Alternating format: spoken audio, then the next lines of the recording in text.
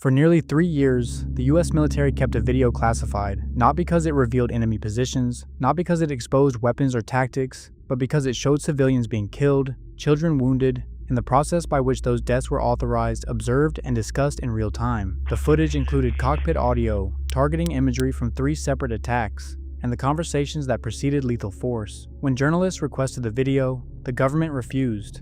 Officials cited national security. The footage did not compromise operations. It did not expose classified capabilities. It disrupted the story of the war. What it showed was not a single error, but a sequence of decisions made in a civilian environment, and the consequences that followed. The footage, along with hundreds of thousands of classified battlefield reports and diplomatic cables, were leaked in 2010, and it became one of the largest unauthorized disclosures of classified information in US history. This story is not told through press briefings or official summaries. It is told through what was recorded, what was withheld, and what the public was never meant to watch. This is the story of Collateral Murder, the leak that exposed the United States military. Showing US helicopters slaying over a dozen Iraqi civilians. The website has just published 1.7 million US diplomatic and intelligence documents from 1973 to 1976. Of course, our top story this morning, the White House blasting the release of over 90,000 US military records on the war in Afghanistan. This is the largest leak in military history.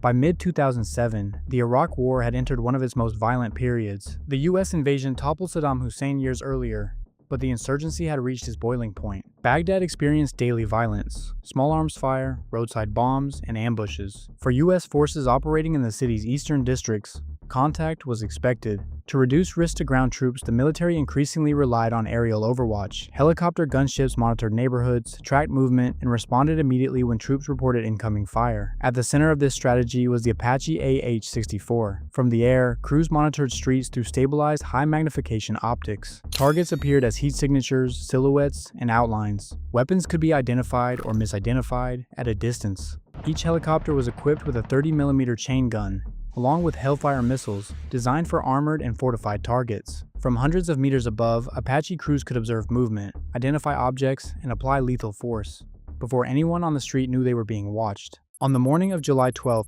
2007, U.S. Army soldiers from Bravo Company, 2nd Battalion, 16th Infantry Regiment operated in Al Amin Al Thaniya, a neighborhood in New Baghdad. The mission was part of Operation Elaj, a sector clearing operation focused on locating weapons caches and insurgents. The unit had received sporadic small arms and RPG fire throughout the morning. An air weapons team, consisting of 2 Apache helicopters, was assigned to provide escort, armed reconnaissance, and counter IED support. These 2 helicopters, call signs Crazy Horse 18 and Crazy Horse 19, departed Camp Taji at approximately 9:24 a.m. They arrived over New Baghdad shortly before 10 a.m. From the air, Apache crews observed a group of Iraqi men walking along a street. There were roughly 10 to 12 individuals. Among them were 2 Reuters journalists, Namir Noor Eldin and his driver Saeed Shma. Both had cameras and press credentials. In the footage, Noor Eldin is seen holding a camera with a telephoto lens. Other men appeared to be carrying rifles, and one individual was believed to be holding a rocket-propelled grenade launcher. From the helicopter's perspective, the group was hostile. The crew requested permission to engage. So, you are free to engage, over.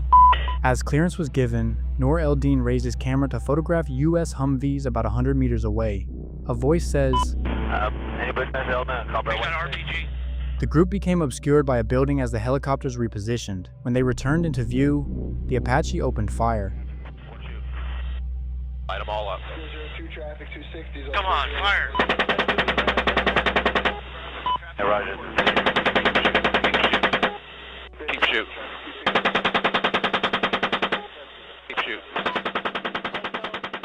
The footage shows the group being ripped apart by the barrage. Some tried to crawl, others lay motionless on the ground. Namir Noor Eldin and 6 other men were killed in the first attack.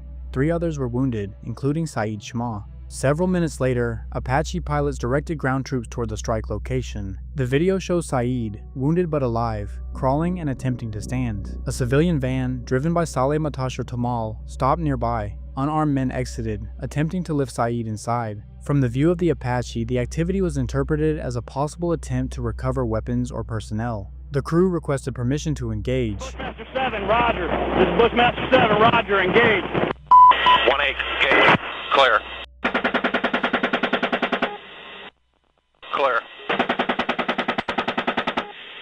clear.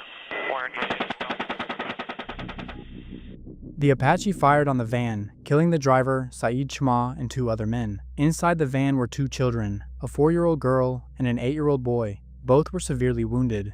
The girl suffered a penetrating abdominal wound, injuries caused by embedded glass. The boy sustained multiple gunshot and shrapnel wounds, including head trauma, resulting in long-term neurological damage. Their presence was not known to the crew at the time. When the children were discovered, a voice is heard saying, "Oh, it's their fault for bringing their kids to a battle."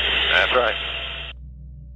After the initial strikes, ground forces reported small arms fire from nearby buildings. There is a gap of approximately 20 minutes in the leaked footage. According to later reporting, Apache crews observed armed individuals entering a nearby multi-story building, believed to be the source of fire. When recording resumed, individuals were seen entering the building. One appeared to be armed, but others did not. The aircrew requested permission to engage with missiles, describing it as abandoned or under construction. Once again, Go ahead and engage the building, over. a Hellfire missile hit the building. 2 more followed, striking the upper floors. According to journalist Kristen Robinson, the building was occupied. 7 residents were killed, including the owner's wife and daughter. In the weeks following the airstrikes, the U.S. Army conducted an internal investigation. It examined compliance with the rules of engagement and the law of armed conflict. The conclusion: the crews acted lawfully. The findings were summarized, full transcripts and internal legal analysis were not made public, and the building strike was not included. No disciplinary action was taken, and the case was quietly closed. For Reuters, the incident raised immediate concerns. They submitted multiple Freedom of Information Act requests for the Apache footage. All requests were denied. Military officials cited operational security. The U.S. government consistently described civilian casualties as rare, accidental, and thoroughly investigated. If released, the video risked undermining official statements, exposing rules of engagement practices, and fueling international criticism. For 3 years, the footage was kept under wraps, until someone on the inside got access.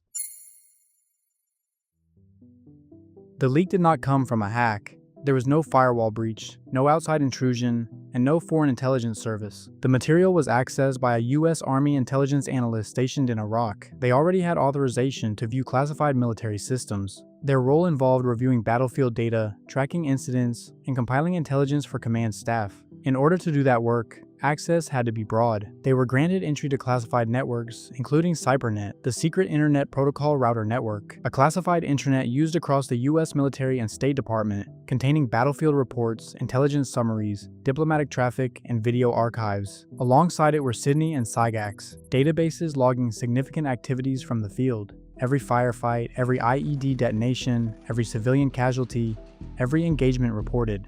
After September 11th, the military shifted toward a need-to-share model. Information was meant to move quickly, restrictions were reduced, and oversight was limited. From a standard workstation, it was possible to browse far beyond a single assignment. Files could be viewed, copied, and transferred. Large downloads did not automatically trigger alerts. The Apache video, however, was not the only material accessed. Also accessed was a video of a U.S. airstrike in Grenai, Afghanistan, hundreds of thousands of battlefield reports, and roughly 260,000 U.S. diplomatic cables. This information left military networks and was passed to an organization built to publish what governments tried to hide. The WikiLeaks website released nearly 400,000 secret U.S. files on WikiLeaks says it received the classified video and supporting documents from anonymous military sources. The FBI has launched an investigation into the theft of alleged CIA documents, and they're posting on WikiLeaks. Founded in 2006, WikiLeaks described itself as a transparency platform for whistleblowers. It provided a way for classified material to be submitted anonymously, encrypted, and published without direct contact between source and publisher. Unlike traditional media outlets, WikiLeaks did not rely on official briefings or government access. Its mission was simple: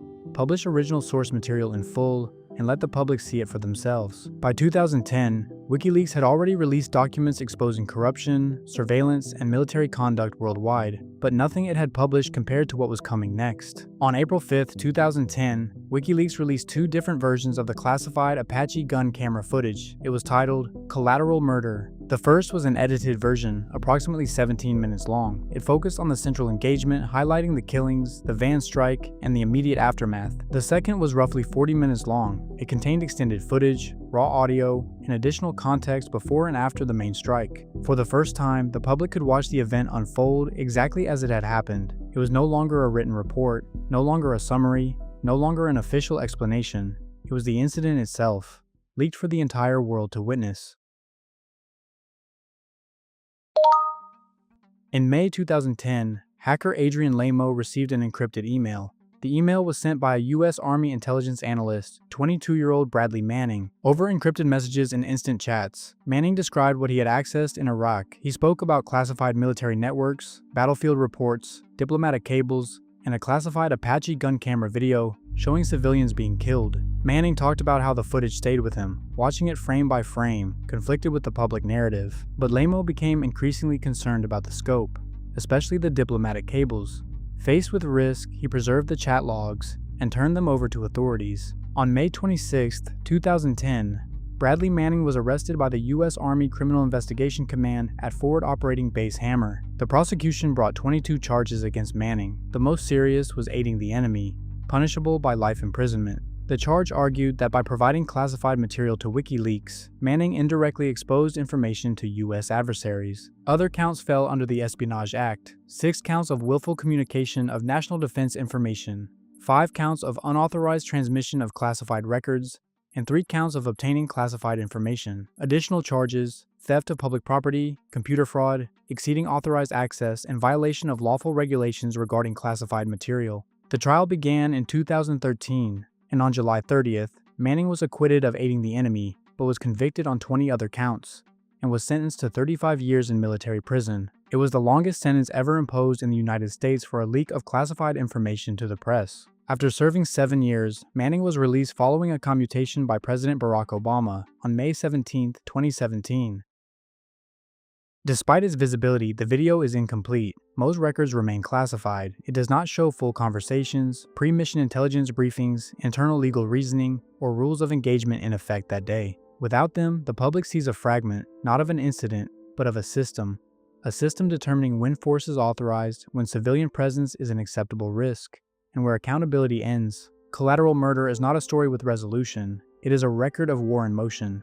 Lethal decisions made hundreds of meters above, civilians caught in the engagement, and the aftermath. It exposes the raw calculus of war, the unfiltered consequences, the lives lost as part of the process. When it leaked, the war was no longer explained. It was shown, and it could not be unseen.